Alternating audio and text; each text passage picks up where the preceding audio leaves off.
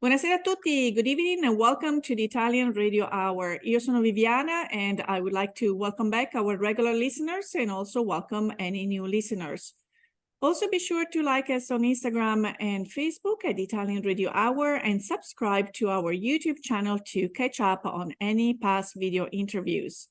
Vorrei dare il benvenuto ai nostri ascoltatori da tutto il mondo, grazie per essere con noi anche oggi mentre continuiamo il nostro viaggio per l'Italia e la cultura italiana.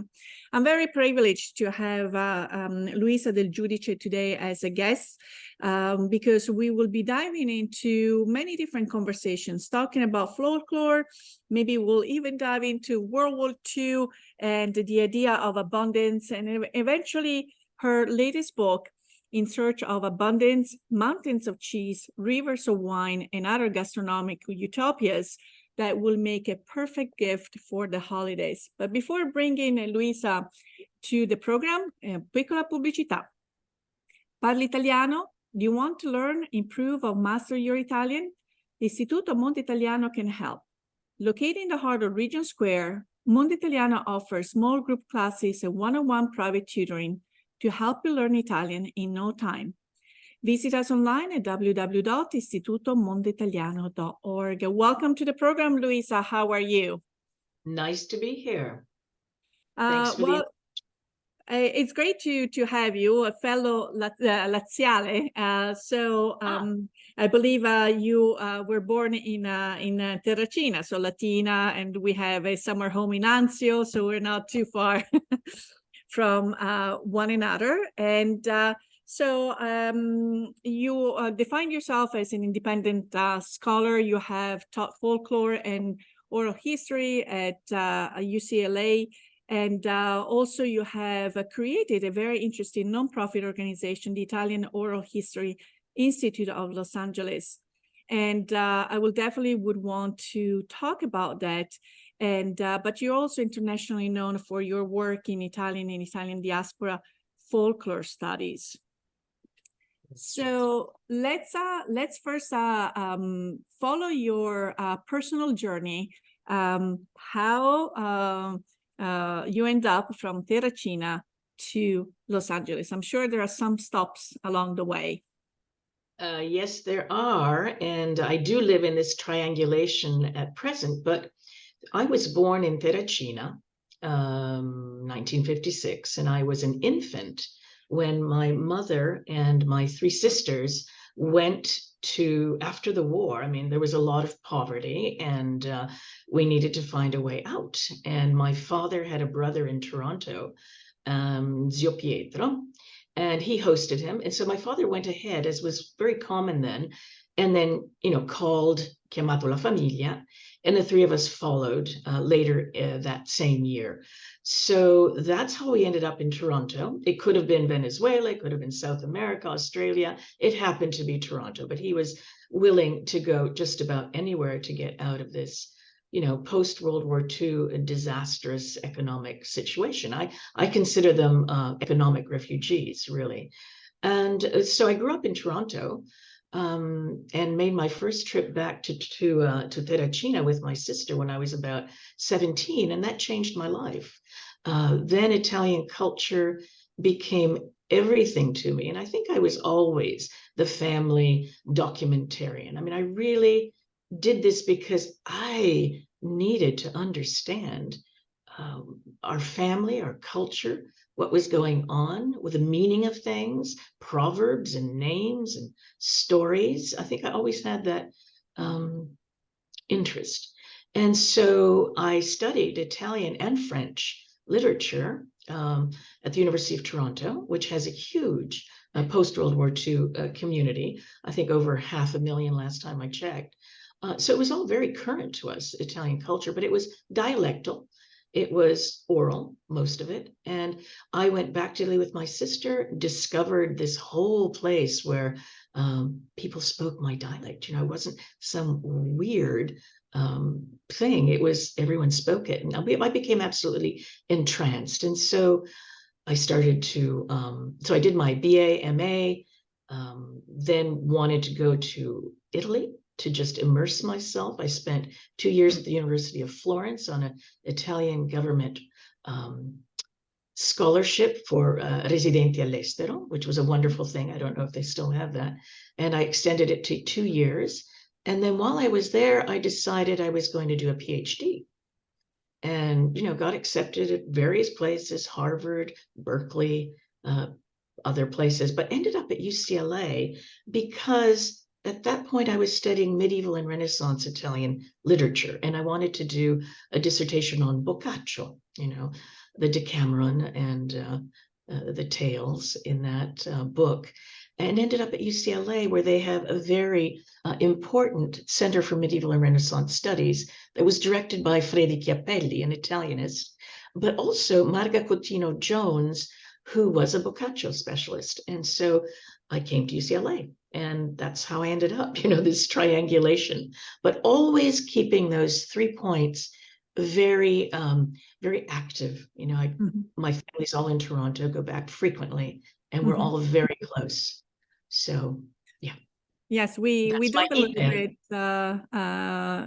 very, very, very interesting and very nice. We dove a little bit into the experience of Italian Americans in Canada. We had another guest whom you might know, Anita Loisio.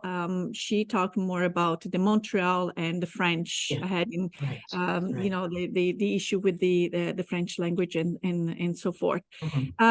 So one thing that that caught my attention as you were sharing your family story, you talked about the journey to the US. Did your parents come together, or was it maybe the father came first and then? Well, not to the US, but to Canada. To Canada, I apologize. Specifically to Toronto. We're very keen about keeping those two separate. Absolutely. My father went first.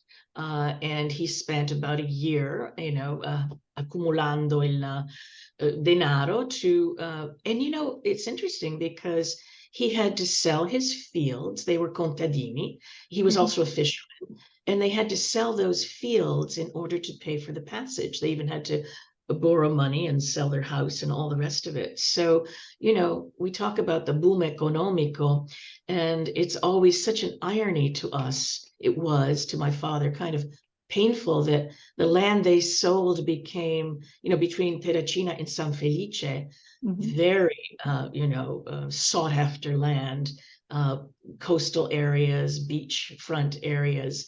And so, they missed out on that boom. But that's how it happened. And, he had been in the war as a soldier, as a volunteer when he was young. And he had really gone through some really hard, terrible, disastrous kinds of experiences, including 2 years in a Nazi concentration camp. They were picked up in Greece and taken north. He spent, I think, a few months in was it Zagreb? I'm not sure. And then ended up in northern Germany for 2 years. So he was ready to get out and start a new life. Absolutely. And your mom, how long after he came to Toronto followed him? And so how... it must have been, it must have been, I don't know, under a year, but around a year. Also at that time, there was the Suez crisis, and she was there. He was on this side of the Atlantic, and there was some question about whether she'd be able to emigrate at all. And it was very tense and very anxiety producing. The trip on its own would have done that, but having to, and then I was born, and so they had to put me on the passport, and that took some time to do all of that. And this was a woman who was always very fearful, always very fearful, and had lived very, very close to home, and had never even traveled the 100 kilometers from Terracina to Rome. Never did that. And so here she was making a journey alone from the port of Naples, and then on her own, for the duration of the trip, and then from Halifax to Toronto. So I can't imagine really, I can't imagine her done that, the courage it took for her to do that, the gumption. So also, yes, absolutely, because, as you indicated, your mom always stayed close to home. So this major journey that eventually opened up a new future for you and the rest of your siblings. So you indicated that you were always, and you're still probably within the family, the one documenting history and stories and the nicknames and the proverbs and so forth, obviously with a past like that. And you just touched upon your father's story, and which is very, very interesting. It can be a full episode on its own. So at some point, when did you felt the need to really devote yourself to the oral histories and what it might be going under the umbrella of folklore? And maybe you can define what folklore really means. Right, right. Well, here's what happened. When I was doing Italian studies and Italian literary studies, it was the usual path for you to get some kind of understanding about your literary heritage, at least. But when I came to UCLA, just because I was on this campus, was an interesting coincidence, because there was a department of ethnomusicology. There was a program in folklore and mythology, and there was a very strong program in oral history. So I actually audited some of these courses, and I decided that I would change my dissertation topic. And I had been assigned to an Irish ballad scholar through the Medieval and Renaissance Center. I was a research assistant, an RA, and I got assigned to a professor whose name was D.K. Wilkes, and he was an expert in old-timey, American music, but also Irish ballads. And he had me working on all of these variants. And of course, how you know that a song is in oral tradition is that there are many variants of that song. And I thought, oh my goodness, why can't I do this for the Italian tradition? So who became my husband, Edward Tuttle, who's a dialectologist, Italian dialectologist, had all of these recordings. And I started listening to these LPs. And at the same time, I was assigned by the Regione Lombardia to collect ballads in the Appennino Pavese, in Pavia area. And so that became my dissertation. It was a dissertation around the ballad Cecilia that has connections as a motif to the Tosca, to Measure for Measure. And so what I did was I collected all these variants in written in archives in Pisa, my own field recordings, and then, the literature on this stuff. And that's what opened the door. And it opened a door to an entire world that had sort of been denied to us. Here we were, mostly Italians from an oral tradition, that we spoke dialect. That's how our culture was transmitted. We didn't have written records. We had oral history. We had stories told around the kitchen table at dinner. And so that became my life mission. And what I decided was that there were plenty of people studying Italian literature, but what there weren't enough of were Italians talking about a culture that was much more intimate to us and to our actual heritage. And so I started recording family songs, family stories, the immigrant story through my family. So a personal narrative. And I became more acquainted and started attending these international ballad conferences, but also the American Folklore Society meetings, the annual meetings. And it was so life-changing. And I can only describe it as having finally come home. That what I was looking at for was that, an understanding of our Italian culture and our Italian history, which we were not given the tools, either wittingly or unwittingly, I don't know, but that someone had to do this. And so that became my life mission. And that's what I did ever since. I taught folk culture, I taught oral history, fieldwork methodologies, how to collect, and it all revolves around the oral interview, of course. And so I taught some of that at UCLA. I've taught it at UC San Diego. I even taught it at Addis Ababa University for a quarter. I taught a graduate seminar to Ethiopian folklore scholars. They were all, already had their degrees, but they were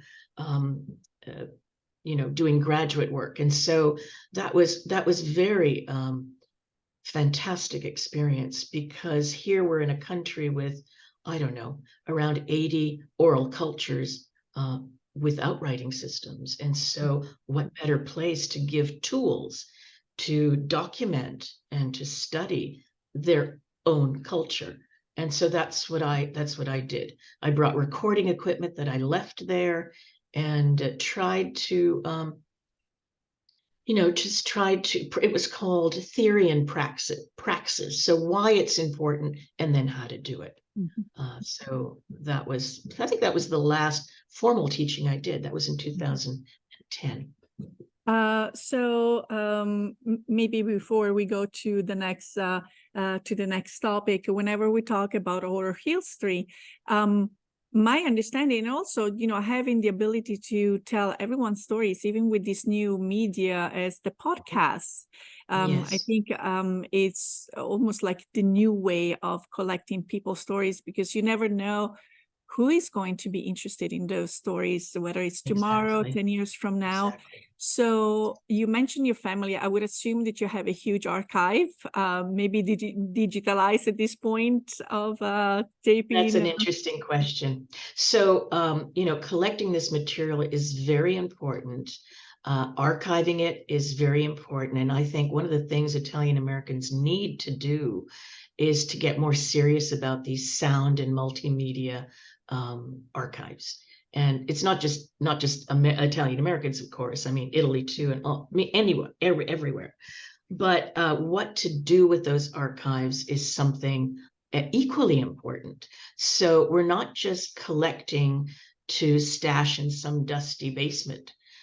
We need to make those accessible, and we need to reflect and study this material, and then to get it out there in public programs. So when I founded the Italian Oral History Institute, it was all about not only having conferences, but public programs, so that this material could get out to kind of a general audience, right? So I was very keen to do conferences and festivals and concerts and exhibitions, and we did all of that, and publications, of course.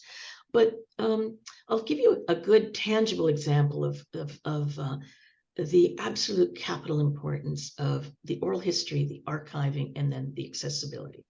So one of the projects that came out of my COVID time, and I think there's going to be an entire filone of studies of, COVID studies, what came out of this period. One project that came out of COVID for me was, we were all thinking about death and passing and our legacies and our memories and what would happen to all this material. So I did have my archive digitized, and I started, really, I didn't have not a reel recorder anymore, or even a cassette player. But once it was digitized, I started listening to this stuff and realized I had been recording family history since the 70s and 80s and 90s, all the way through. So I listened to those tapes again, and I was blown away by the stories about the war and the stories about my father's time in concentration camps. And so I get a piece of the story in one tape, a piece in another, and I started mapping it all out and tracing, actually on a map, where he had been through the war and his war stories, and then discovered that there was this whole new history being uncovered, because it had actually been consciously silenced for so long, about the internati militari italiani, Italian military internees. What was that? Well, these were, September 8th, 1943, when Italy capitulated and turned against Germany. They were immediately rounded up, about 650,000 of them, and given a choice, do you continue to fight with us, or do you go to concentration camps? And so they were rounded up and taken to labor camps, and that's what happened to him. And so there's been recent reevaluation of what they were, what they did, and why. And it's considered a form of resistance, una resistenza senza armi, without weapons. And so when they,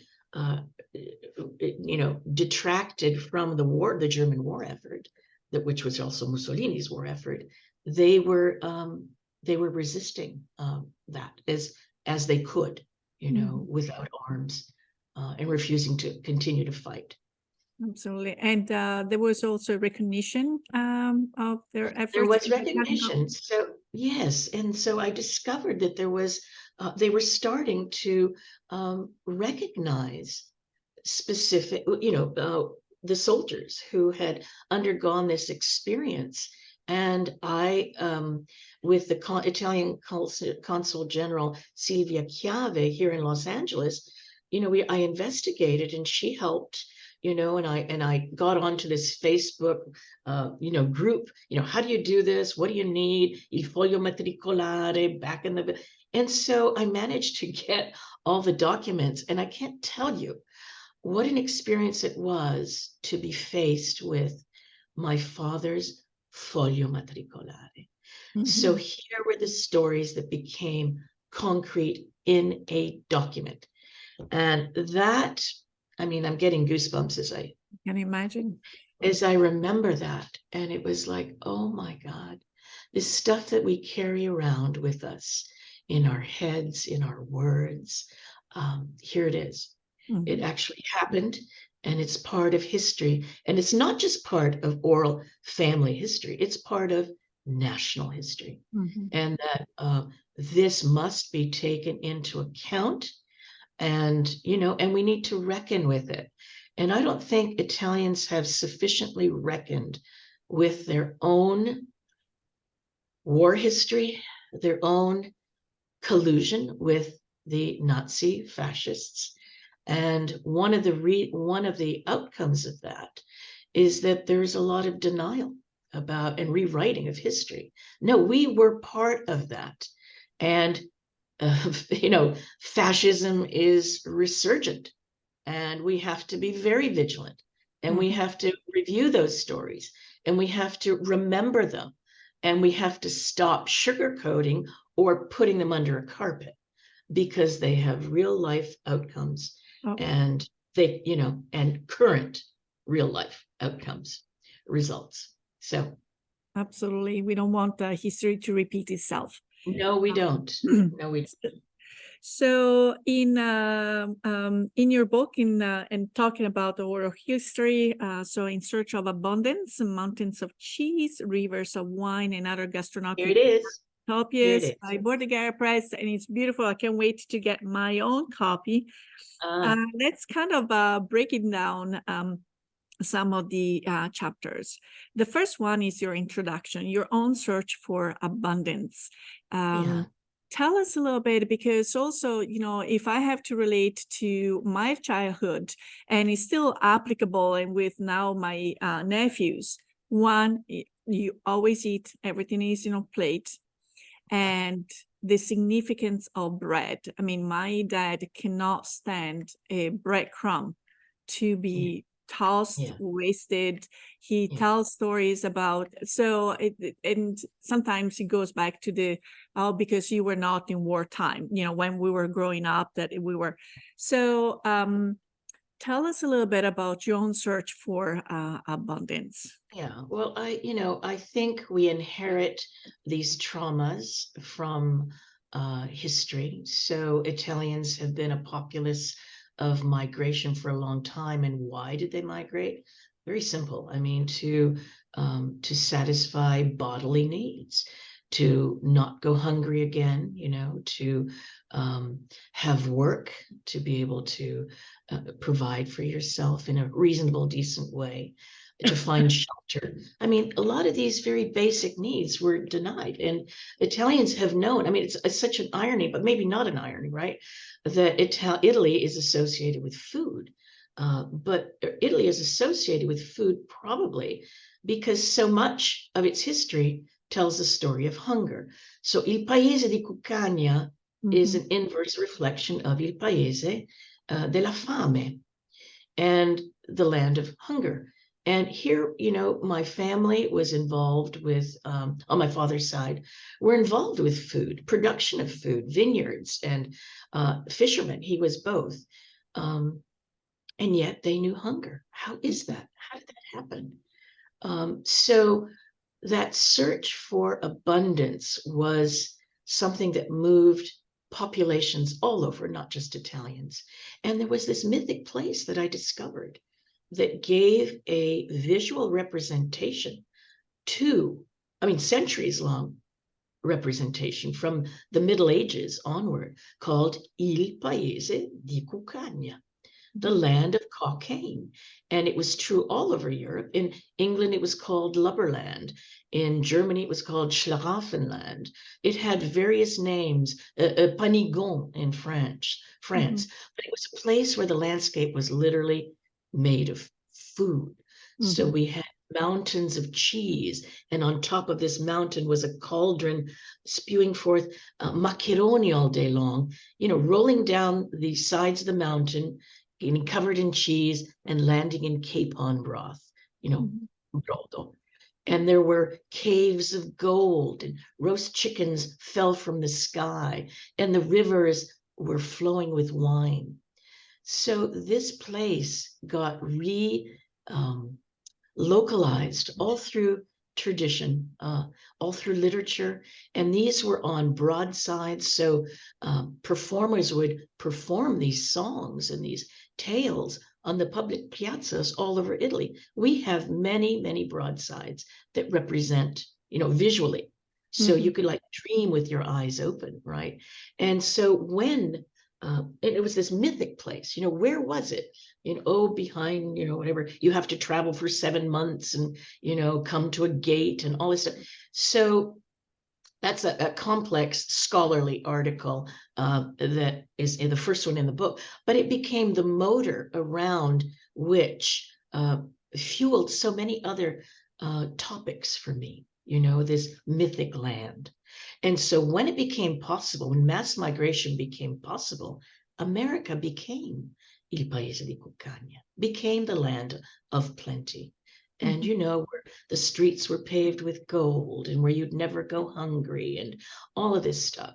So that search for abundance took many to America and other places around the world, Australia, et cetera, but America was the symbolic place for immigrants. But they replicated these rituals of abundance wherever they could. So, you needed to assuage that fear of hunger. So what do? You pack your freezers and your cantinas and your refrigerators, and you have gardens, and you produce much more than you ever need, and you make giardiniere, and you this preoccupation with food that literally just is 90% of your life as an immigrant. If you've actually known that hunger yourself, it becomes everything. To excess, to excess. And I didn't really know hunger, but we inherited that fear. We inherited that worldview that was based around food, the procurement of food, the preparation of it, the packing of food around your life. And it becomes kind of an obsession, and and even when it's not needed anymore, you wonder, why am I still doing these things? And I think that for me, I was doing this stuff. And when I had a family, I'd make excessive food. And if I had a party, I'd have to make like 30 dishes, not 10, but you'd have to overdo it every time. And I've, because I've spent so much time studying food and these food mythology, food practices, all of this, I've become much more aware, perhaps than others might, that we need to stop it. We need to live in the land of enough, not in the land of too much, because this is not responding to our current needs. We need to think more globally and think about not hoarding food, but sharing it. So I'm very interested in food justice programs as well. Absolutely, Correct. because I mean, it's almost an oxymoron that we are in the land of abundance and there's still people dying and we overproduce. So where is the disconnect there? And especially during COVID, those layers of society that were really fragile got penalized even more. There are neighborhoods, there are food insecure, where you cannot even find a supermarket. Right. And again, COVID, it just highlighted those Yes, issues. because even before COVID, 1 in 6 Americans went hungry. I mean, those statistics, just they're a crime against humanity. We have enough, but we just need to find ways of, sharing it or making it accessible. So I very keen on food programs. I'm involved in, preparing meals for homeless students. And I've been involved with the homeless quite a bit over the years. Right now, I'm sort of in a hiatus, but food justice is I always donate to food banks, your local food bank. That's an easy way to do it, but then if you want to be more hands-on, actually get involved in food distribution, in food collecting. And, the St. Joseph's tables made that really tangible for me, because here was something from our own Sicilian tradition. But yes, let's explain a little bit what the table looks, St. Joseph tables looks like, because we do have a couple of establishments here that do honor that tradition with lots of elaborate breads. But for those who are not familiar, please tell us the when and the displays that you might have seen. March 18th, 19th, 20th, those weekends are when Sicilians, particularly, but other Southern Italians, had the tradition, even in Sicily, of course, of making la tavola di San Giuseppe, the table for St. Joseph. And that involved, this was mid-Lenten season when the food stores were probably quite low and they needed ways to feed those who really weren't going to make it. And they collected food. They begged for food around and collected all this, and then would give a table and laden the table with food and invite anybody who needed to eat to come to the table and have a poor man's meal. There was always bread, ritual bread, usually some citrus, and a fava bean. The fava bean was like emblematic food. So when Sicilians emigrated, this was something that they brought with them. And I think one of the reasons it was so important to them is that it constantly reminded them of where they came from a place of hunger. Part of the St. Joseph ritual is to have I Santi, the 3 saints, Mary, Joseph, and Jesus, reenacting this seeking hospitality. And normally what you do is you knock on 3 doors. And on the 3rd knock of the door, the person giving a table for some vow, for some personal reason, opens the door and lets the saints in and sits them at the table. So it's not just a tradition of feeding the poor, it's definitely a tradition of welcoming the stranger. So for me, that says it all. And that is a beautiful reminder of what migration is about and why they emigrated and how we should deal with those seeking hospitality, a place to belong, a place to be fed. And so I I love the St. Joseph tradition, and I discovered it. It wasn't my tradition. I discovered it back in 1989 when the City of Los Angeles Cultural Affairs Department asked me to map the Italian community in Los Angeles. You know, they didn't know where they were, what they still, celebrated, the kinds of traditions they still had. And when I found the St. Joseph's table and Virginia Buscemi Carlson, it was just, oh my goodness. And so I wanted to do more to have people understand and to witness what that was. You know, these are Italian traditions we can really be proud of, embrace, and continue. And so I helped curate exhibitions at the Hammer Museum here at UCLA with the Sicilian community. And then did another table more recently, 2010, in the area known as Watts, a very poor area in Los Angeles. You know, when you associate Watts with the Watts Towers, but also with the Watts Uprising, the Watts riots, poverty, place of poverty. And so it was within the Watts Towers Common Ground Initiative, and that's a whole other story. But I wanted to bring a table there where there were no Italians, but there were lots of recently arrived migrants, an older African community. And as an Italian, you know, it's kind of this, I don't know, creating common tables to sit around the same table and to share food. You know, to bring it to a community that actually still needed it as the Sicilians needed it back historically. So I think it's one of the things I'm most proud of having done. And also, if you probably remember back probably in the 80s, aggiungi un posto a tavola che c'è un amico in più. So add one more seat to the table. There is an additional friend, an additional guest.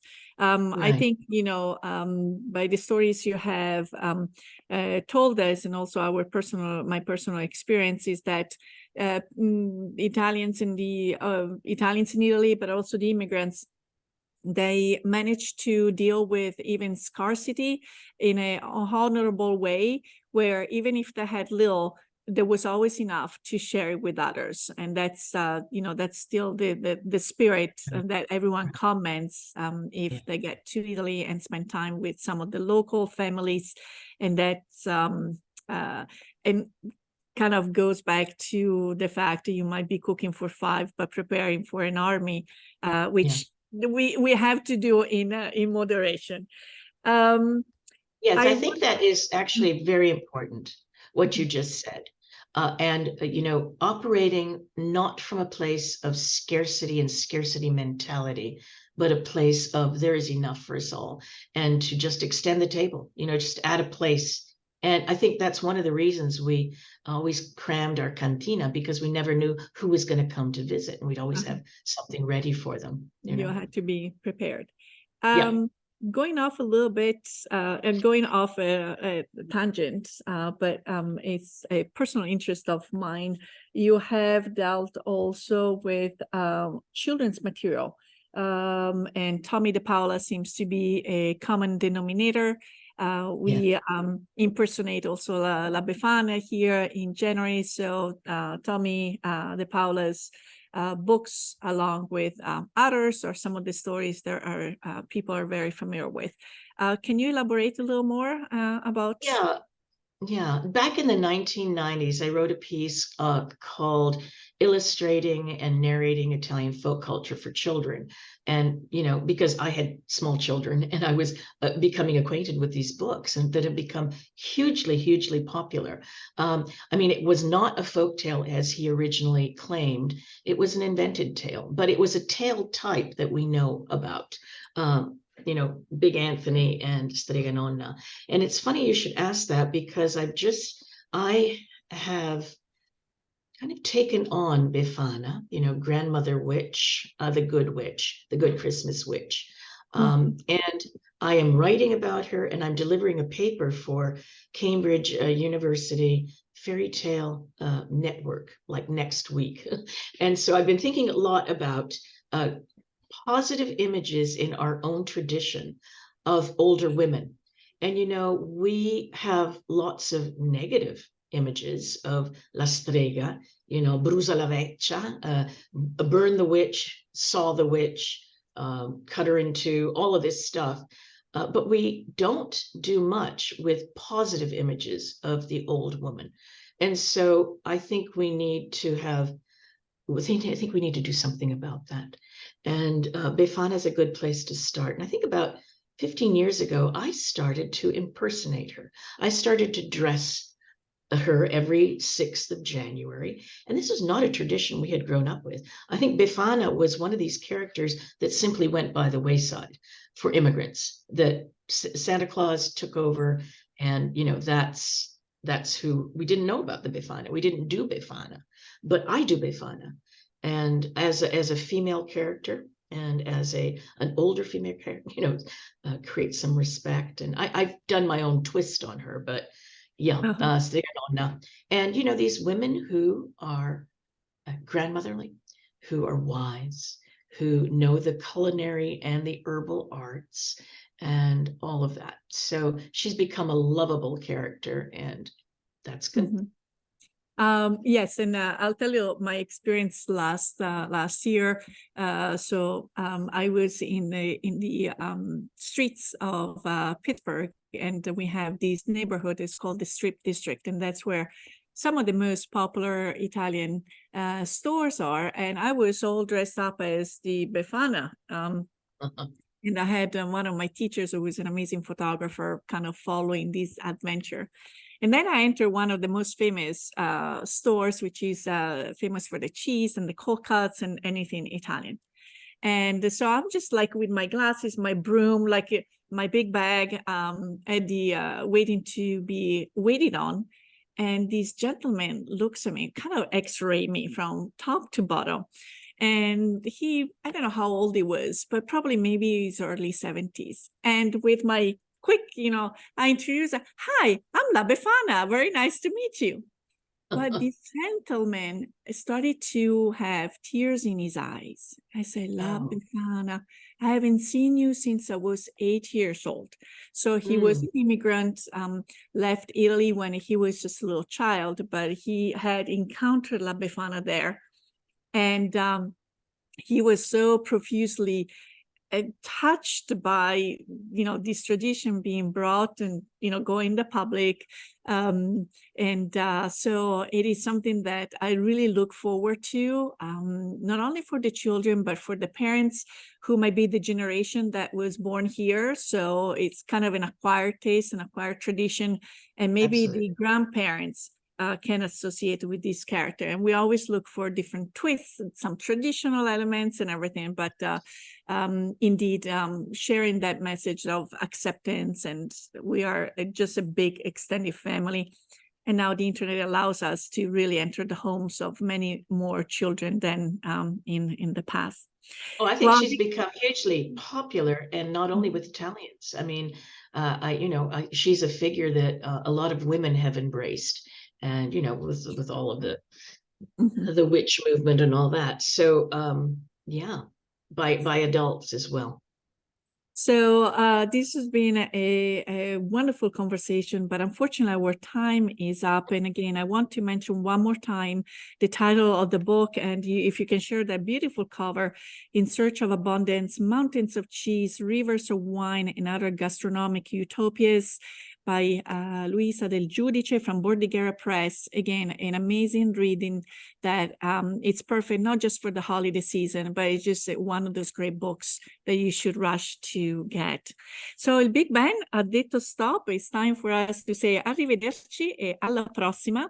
We want to thank you to tuning in into the program. And if you have any questions or comments, or if you have any topics you would like us to address, please contact us at the Italian Radio Hour at gmail.com. We would love to hear from you. Remember, if you or any of your family and friends have missed a prior episode or would like to listen to this episode again, please visit our website at www.istitutomondoitaliano.org and click on the Italian Radio Hour tab. You can also subscribe to the Italian Radio Hour on YouTube or where you catch your favorite podcasts. I would like to thank once again my guest Luisa Del Giudice. Maybe we'll see each other in Terracina. And chissà. our sponsor is Istituto Mondo Italiano. Until next time, alla prossima. Ciao, ciao. Ciao, ciao. Ciao, grazie.